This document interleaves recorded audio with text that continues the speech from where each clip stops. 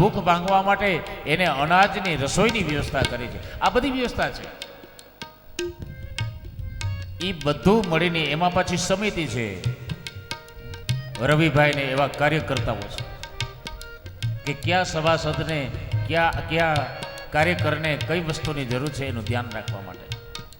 પાણી પીવડાવનાર હોય, રસોઈ સમિતિ હોય, અન્ન સમિતિ હોય, રસોઈ રાંધનારની સમિતિ હોય, સ્વાગત સમિતિ હોય. આ એક આયોજનના ભાગ સ્વરૂપે હોય છે. આ વાત શા માટે બતાવું છું તમને?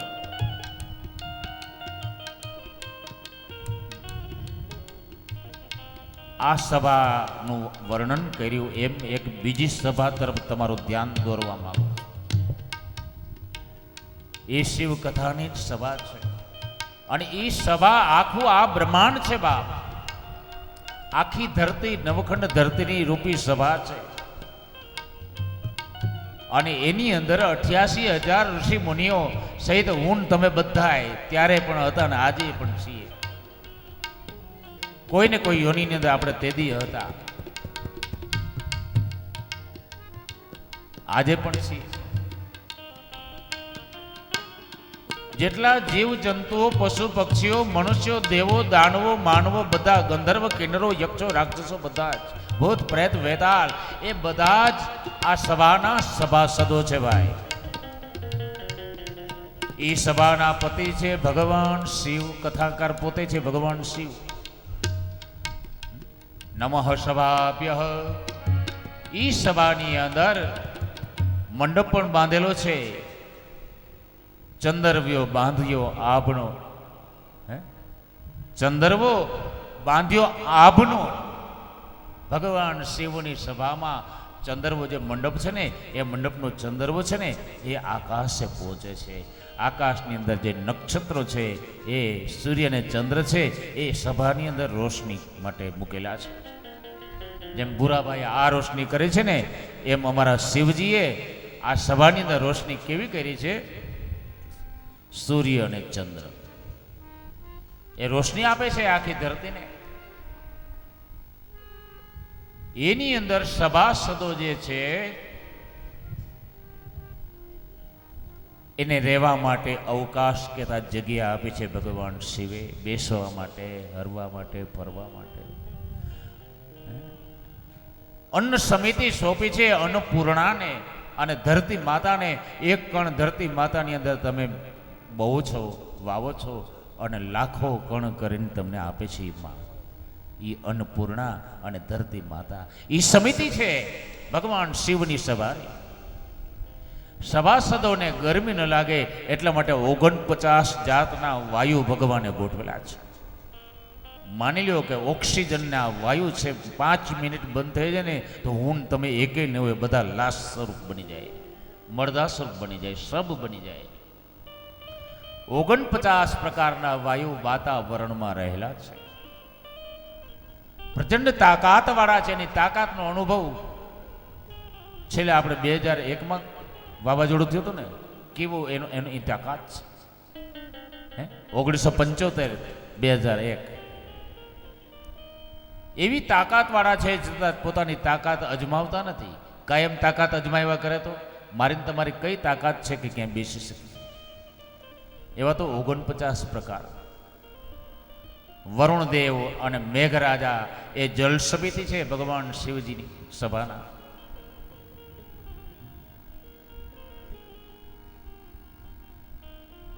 ઇન્દ્રદેવ,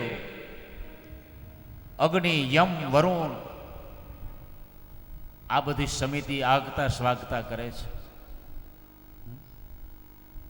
જે જીવાત્મા કાયમ શિવનું ભજન કરે ને એનું સ્વાગત કરવા માટે ઇન્દ્ર આદિ લોકપાલો આ ધરતી ઉપર આવે છે કે હે મહાશય તમે અમારા સ્વર્ગમાં આવો. પણ શિવ ભક્તો કહે છે કે હે ઇન્દ્રાદિ દેવ તમે સ્વર્ગમાં પાછા જાઓ, અમારે સ્વર્ગમાં નથી આવવું. કારણ કે એને તો શિવ ભજનનો એવો નશો હોય છે ને, એ નશામાં એ મસ્ત રહે છે, પરમાનંદના સાગરમાં ગુલતાન રહે છે. ઈ સભાના સભાપતિ ભગવાન શિવ છે, એ કથાકાર છે. અને એની કથા, આપણી કથા રોજ બપોરે 2 વાગે ચાલુ થશે ને 8 વાગે વિરામ અપાશે. 2 થી 8 આપણી કથાનો સમય છે આવતીકાલે. પણ ભગવાન શિવજીની કથાનો સમય શું છે ખબર છે? ખરેખર શાસ્ત્ર પુરાણની કથાનો નિયમ શું? સવારે સૂર્યોદય સમયે કથા ચાલુ થવી જોઈએ, આ નિયમ છે. કોઈ પણ કથા હોય મધ્યાહનનો સૂર્ય થાય ત્યારે 2 ઘડીનો વિરામ લખેલો છે. 2 ઘડી એટલે 48 મિનિટ.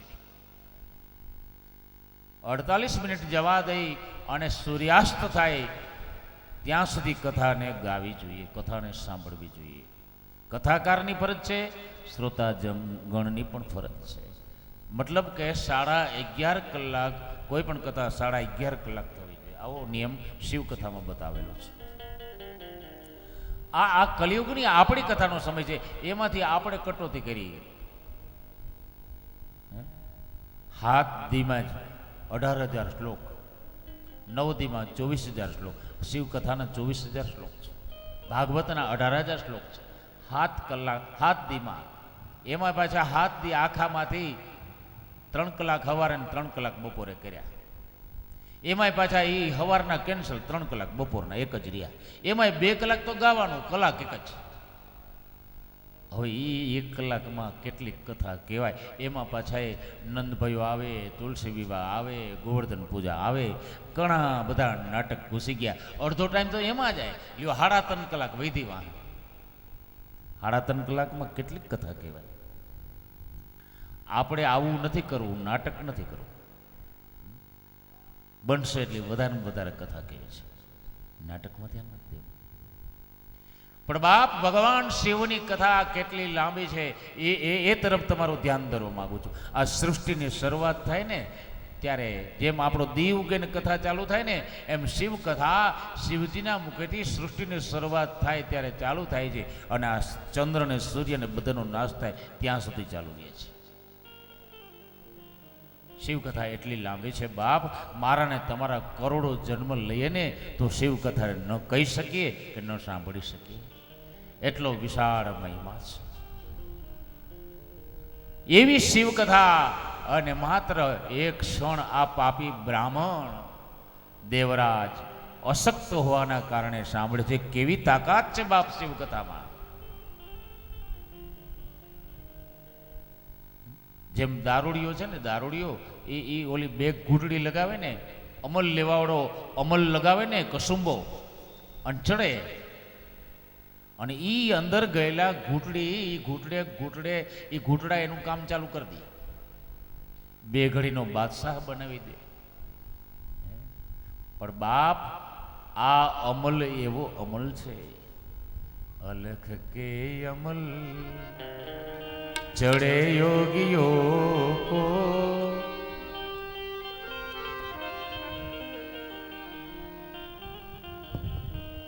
અલખ કે અમલ ચડે યોગીઓ કો, જણાવે કરણ સમ જગત બાદશાહ. અલખ કે અમલ યોગીઓ કો, જણાવે કરણ સમ જગત બાદશાહ.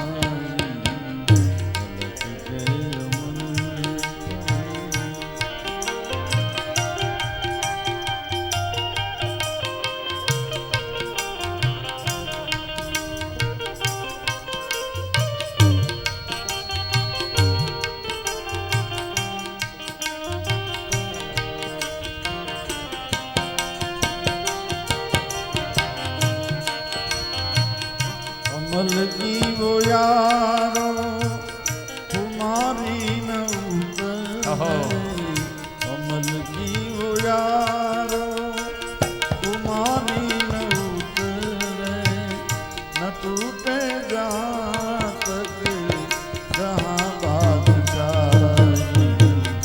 अलख के अमल पर चढ़े योगियों को, जनावे करण सम जगत बादशाह।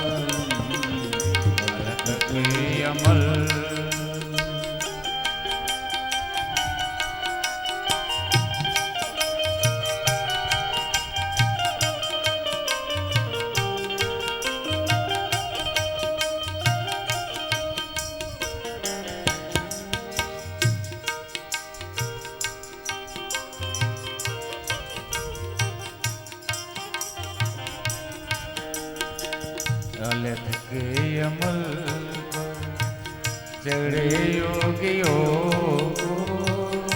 અલખ કે અમલ ચડે યોગીઓ શરણાએ શરણ સમજી જગત બાદશાહ અલખ કે અમલ અલખ કે અમલ પર ચડે યોગીઓ દારૂડિયો બેગડીનો બાદશાહ છે બાપ આ અમલ એવો છે ને કે જગતનો બાદશાહ બની જાય અલગ કે આ અલગ જે આ જે છે ને અમલ એની ખુમારી તો ક્યારે પણ ઉતરતી નથી એક વખત ચડી પછી ન ઉતરે બાપ એ રોજ રોજ પાછી વધે ઘટે નહીં જેમ એક વૃક્ષ વાવ્યું હોય હે બેલીનું વૃક્ષ વાવ્યું હોય ને એવું ઉજરી ગયા પછી એ પોતાની મેળે વધ્યા જ કરે છે બાપ એક વખત તમે એ અમલનું પાન કરી તો જુઓ શિવ ભજન એ અમલ છે શિવ કથા એ અમલ છે જેણે જેણે એ અમલ પીધું છે એને ઉછેર્યું છે પોતાની અંદર અને પછી તો બસ કાયમ વધ્યા જ કરે છે હે? અમલ કી યારો ખુમારી ન ઉતરે એ ભજનની ખુમારી પછી એક વખત ચડી ઉતરતી નથી પણ અહીં આ દારૂડિયો દેવરાજ જાણે અજાણે આ સ્વાદ લઈ રહ્યો છે કાનમાં એ શિવ કથા રૂપી અમૃતના બિંદુઓ જઈ રહ્યા છે કાન દ્વારા એના શરીરમાં અને બે ઘૂંટડી લગાવનારને જેમ એ ઘૂંટડી અંદર જાય અને કામ ચાલુ કરી દે ને બાપ એમ આ શિવ કથા રૂપી અમલે દેવરાજની અંદર કામ ચાલુ કરી દીધું છે 1 મહિનો તાવમાં અશક્ત હોવાના કારણે એ કથા એને સાંભળી છે અને એ કથાએ કામ એક કર્યું જે માં છે ને માં નાનું બાળક હોય ને 6 મહિનાનું 12 મહિનાનું માતાઓને ખબર હોય એ બાળક પોતાના કપડા મળમૂત્રથી ગંદા કરી દે ને ત્યારે માં એને ઘસીને સાફ કરીને ચોખ્ખો કેવો કરી દે છોકરાને કે એને ચુંબન કરવાની ઈચ્છા થઈ જાય બાળકને ગંદકી હોય ત્યારે તરત જ બાપ હોય ને એ પોતાના ઘરવાળીને લે આને ચોખ્ખું કર શિવકથા છે ને બાપ માં જેવી છે માં જેમ એક છોકરાને ગંદા ભરેલા છોકરાને સાફ કરી સ્વચ્છ કરી અને ચુંબન યોગ્ય વહાલ કરવા યોગ્ય બનાવી દે છે એમ ભગવાન શિવજીની આ કથા છે ને એ જીવને અંદરથી સાફ કરી દે છે અંદરથી જગતને વાલો લાગે એવો બનાવી દે છે બાપ જેણે જેણે આ કથા રસને પીધો છે આ શિવ રસને પીધો છે આ હરિ રસને પીધો છે એ જાતનો ચમારતો રોહિદાસ જાતનો જીવન ગોંડલની પાસે ગોગાવદરનો જીવન એને આ અમલ પીધો જગતને વંદનીય બની ગયો કે નહીં તો શુદ્ર જાતિ કહેવાય હરિજન ઢેઠ જેને કહે પણ જગતને પગે લાગવા જેવો બની ગયો એનું કારણ આ રસ છે મા સ્વરૂપ છે આ રસને જેણે જીવનમાં ઉતાર્યો ને એ જગતને વંદનીય બની ગયા વહાલ કરવા લાયક બની ગયા બાપ આ પ્રભુનો રસ છે શિવજીનો રસ છે હરિનો રસ છે આજ રામ રસ છે ભાઈ આજ કૃષ્ણ રસ છે આજ શિવ રસ છે જેણે જેણે પીધો ને એ જગતને વાલા થઈ ગયા છે દેવરાજ પાપી હતો માને મારી છે બાપને માર્યો છે